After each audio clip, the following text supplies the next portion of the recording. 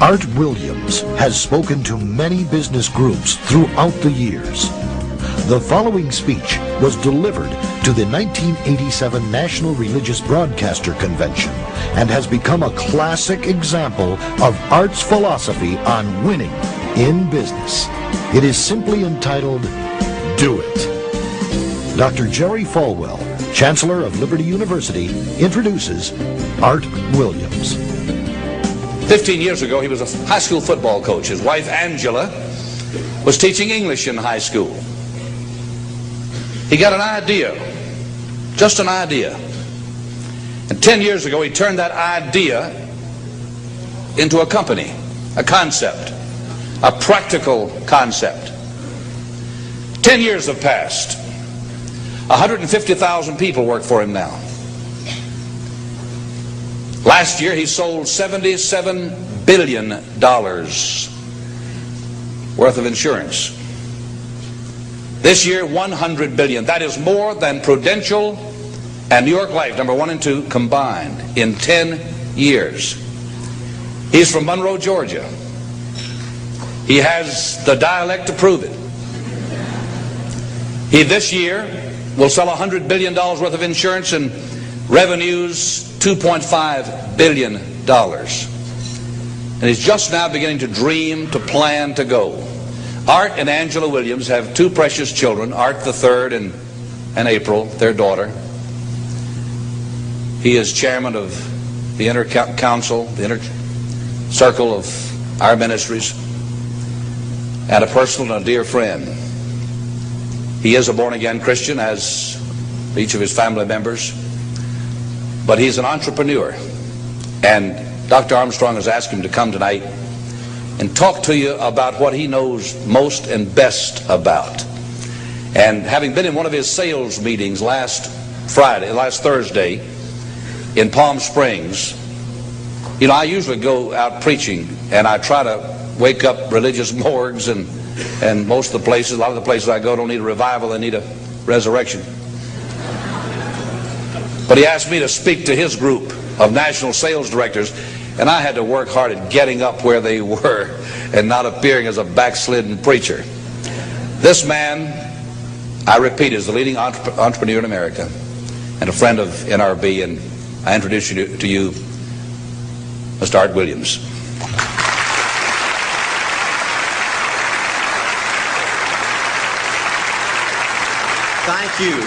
Thank you, Jerry. And I tell you, I don't know if I've been this nervous in a long time. This is the most intimidating thing that I think's ever happened to me. An old dumb South Georgia football coach speaking to a bunch of TV personalities like many of you, many great evangelists in the audience, and who put me between Falwell and Swaggart on the same night just totally blows me away. But I'll try to give it my best shot. I was asked to talk to you about how to win in business. I think it's a good subject for you to think about, because I believe business in America is in a crisis situation today. All you have to do is read the paper and every month see our trade deficit, and it's just a very depressing situation. And to speak to you about how to win in business, there's a lot of obvious things I could talk about. You first have to find a need. You've got to fill a need for a consumer out there. You've got to have a market. You've got to have somebody to sell your product or your service to. You've got to, if you really want to get big and win big, you've got to have a uniqueness. There's got to be something a little bit different from you than all of the competition out there.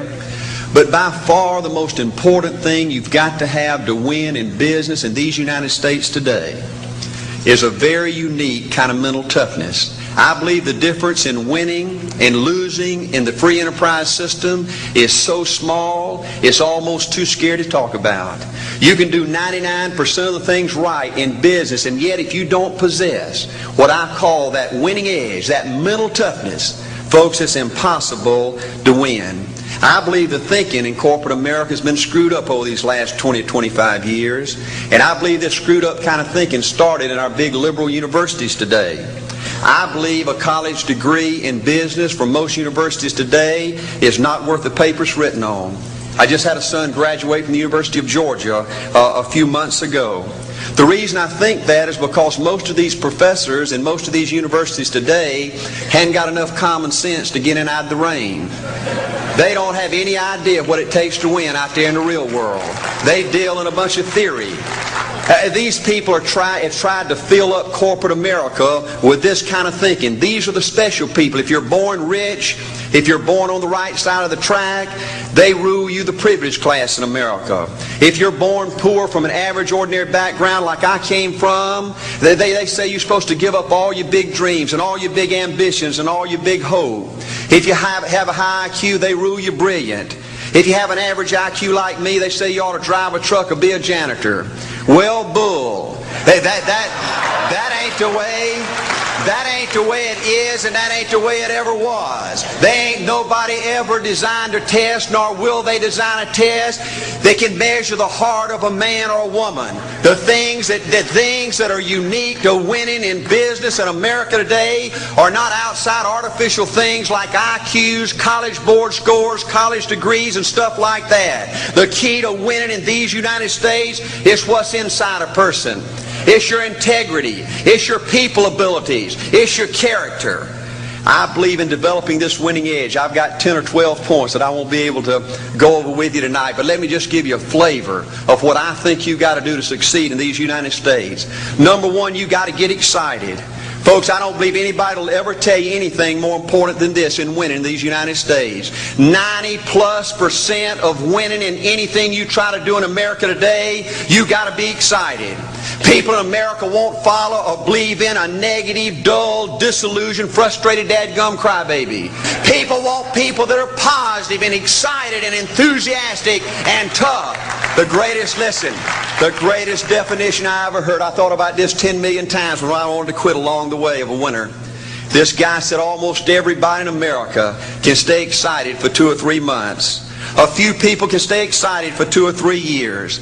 But a winner will stay excited for 30 years or ever how long it takes to win. Another key to building this winning edge and this mental toughness is you got to become a dreamer again. You know, I'm a Methodist, and we just changed ministers a few weeks ago, and our new minister came in, and the church was just packed. And the first thing he said, well, it looks like everybody came out to see the monkey perform. And the second thing out of his mouth, he said, for a church to be a great church, you got to have a dream. If you don't have a dream, you're dead. And boy, I sat up and I said, man, me and this guy are going to get along good because he knows what he's talking about. See, folks, I believe in order to win, you got to feel good about yourself. When I was coaching football for 7 years back in Georgia, and I had a paddle in my coaching office, and it was about this thick and this long. And in the fat end, I had little holes bored in it so you could really get some speed and blister their little butt, you know, when they misbehaved. And I had a rule on my football team that if any kid said, I can't, if any football player heard one of my football players said, I can't, he got to bring him in the coach's office and give him 3 licks. And it took me about a month to get all that thinking out of my players every year, you know. And I'd have football players knock on my door at recess and at lunch and after school. And he said, Coach, he said it. Coach, he said it. And I'd make that kid bend over and I'd give that other kid the board. He'd bust him 3 times. And folks, it didn't take long. You couldn't create a word game to get one of my kids to say I can't. Bring it home a little bit more personal. When April and little Art were just this little and could understand words, every time they said I can't, I made them do 3 push-ups.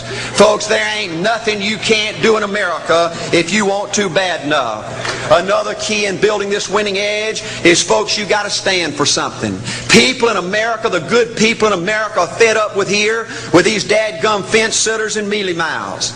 Corporate America has an especially black eye in business today. Most people in America think you can't find a company. They think you can't find a salesperson that'll tell you like it is and stand behind their word. They think these companies will sell anything, say anything, just to make a sale, just to make a profit. Well, you know what? Folks, if you want to win in the free enterprise system in America today, you got to stand for something. And another point, thank you, yes, you're going to be controversial. Folks, if you want to win in these United States today, just get ready. You're going to be controversial. The only way not to be controversial is to be average and ordinary. They just call me anything but average and ordinary. Now, I know some of you might say, well, you know, I don't think I like Art Williams. You know, he sounds like an old tough butt to me. Well, folks, I'm telling you, you can be good and tough at the same time. I bet nobody's ever talked to a religious broadcaster like that.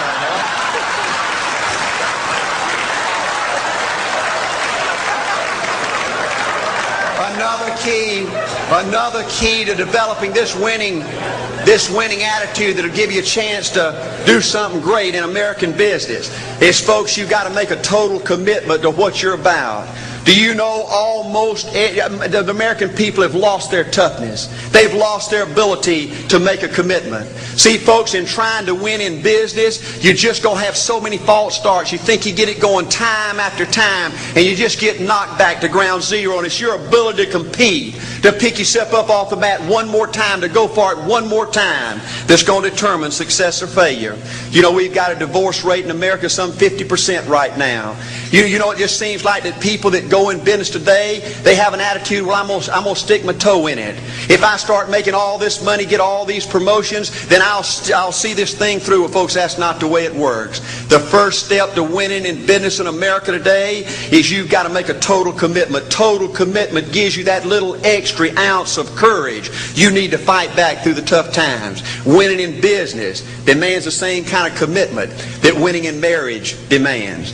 You know, I fell in love with my wife in the 2nd grade. Only girlfriend I ever had. We ran off and got married our freshman year. Had both of our children before we left college. We're true business partners in marriage. We go everywhere together. I spend more time with her. Been married to her 26 years. Now I got 2 grandbabies. Love her more today than I ever have. But I don't like her all the time. There's a bunch of times every day that I don't like her. You know, I'm a nut about brushing my teeth. You know, if I can get the toothbrush, I'll brush my teeth 4, 5, 6 times a day. And Angela's always forgetting everything, you know. And she always leaves the cap off the toothpaste, you know. And when I go in there to brush my teeth, the cap's off. It's got that hard little crust around the edge. You know, it just burns me more than I can tell you, you know. And I get on Angela's nerves about a lot of things. You know, we were having dinner last week, and every time we get through, Angela kicks me under the table, you know, and gets me back in my room and says, "Art, you ain't got no class." You know, I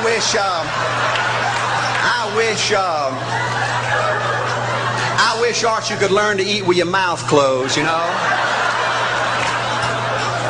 But see, folks, if you want to win in business, everything's not going to work out like you want it to, but you got to be committed. I want to have great kids. I want to have a wonderful relationship. I want to have tremendous grandbabies. Another key in building this winning edge in business is you've got to learn to treat people good. Another thing that these universities pollute America, corporations with, is this attitude, you better not get to know your employees. You better not become friends or get to know the spouse or the children of your employees, because you might have to fire them, you might have to reassign them. And if you're close friends, you can't manage people in a tough-minded way. Bull. Folks, the only way to manage people and get the most out of people is treat them good. Learn to love them and care about them. Yes, it hurts from time to time, but it's the only way. You know, everybody you work with in business, you've got to look at them and pretend there's a flashing sign on their chest. And everybody's asking you, make me feel special. Make me feel important. Say something good to me. I want to be somebody. Another key of winning in business in America today is, folks, you've got to establish the right kind of priorities. First company I went with 15 years ago was ITT. When I was out there struggling, dying every day, wanting to quit and go back in coaching 1,000 times, my first heroes in this business were vice presidents at ITT making $40,000 or $50,000 a year. And I said, man, if I could ever get to be that kind of person, it'd be a dream come true. I couldn't want any more out of life. A few years later, I earned the right to get promotions to that level and found so many of my heroes in business, their personal lives were a disaster. They were alcoholics and divorced 3 and 4 and 5 times. I just read an article by the author of In Search of Excellence, and I saw where he says, I can't find evidence of any successful business person in America that's not tunnel vision, that just doesn't give everything to business. Folks, I said back then, 15 years ago, that if that's the price you've got to pay to win in business, it's not worth it. 15 years later, a multimillionaire. Folks, I can stand and preach to you that you can't separate your personal life from your business life. God's got to come first. Your family's got to come second, and business has got to come third. And I believe if you have a lousy spiritual life and a lousy personal life, long range, it's going to be devastating to your business. Another thing in building this winning attitude.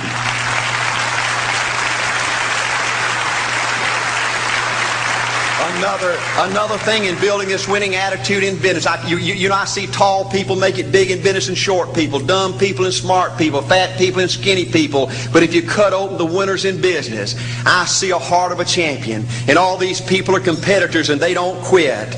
I believe desire and will to win is everything. I don't know why I'm like I am, but my butt's always burning. There's always something say, Art, dadgummit, you're supposed to go for it. Art, dadgummit, you're supposed to be somebody. You're supposed to make a difference with your life. What does the $500,000 a year person do? The $50,000 a year person doesn't do. You look at the outside and study those two individuals, everything seems to be the same.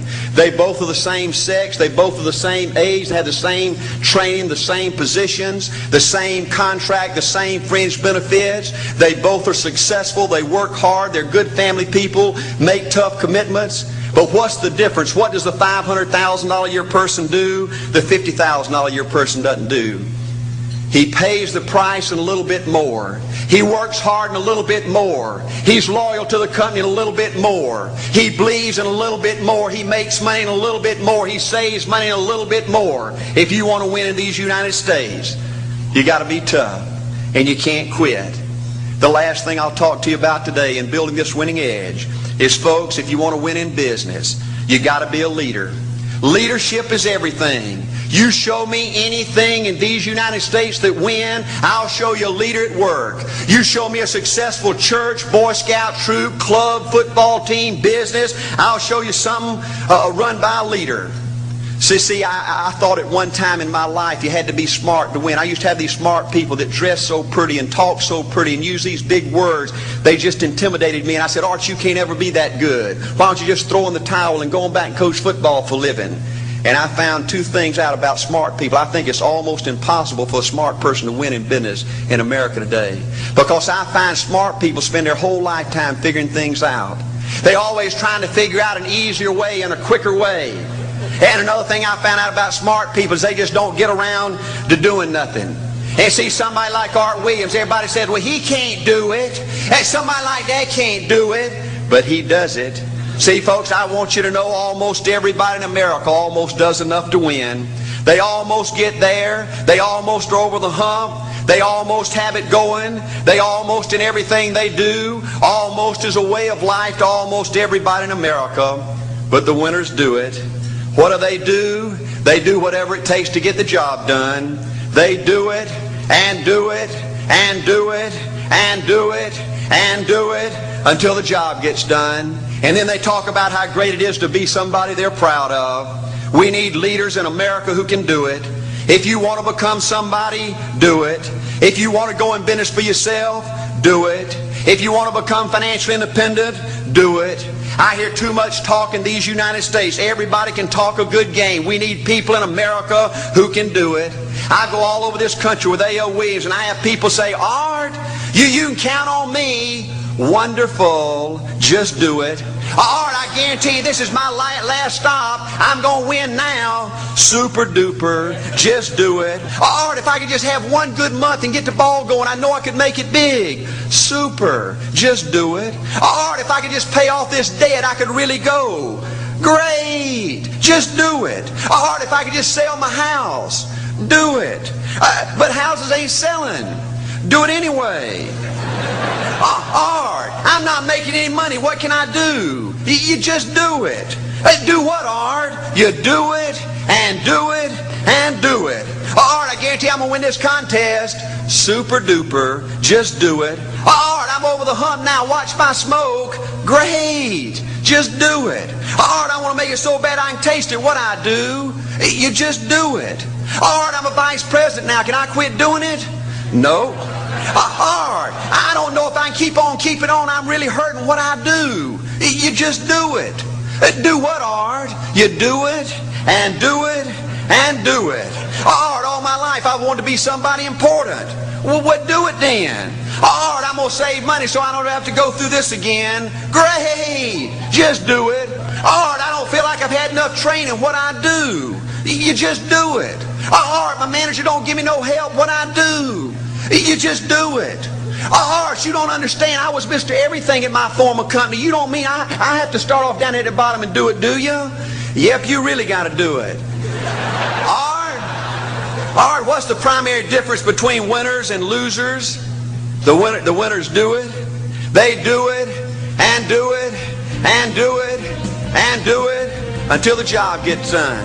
And then they talk about how great it is to finally have achieved something unique, and how glad they are that they didn't quit like everybody else, and how wonderful it is to finally be somebody they're proud of and make a difference with their life.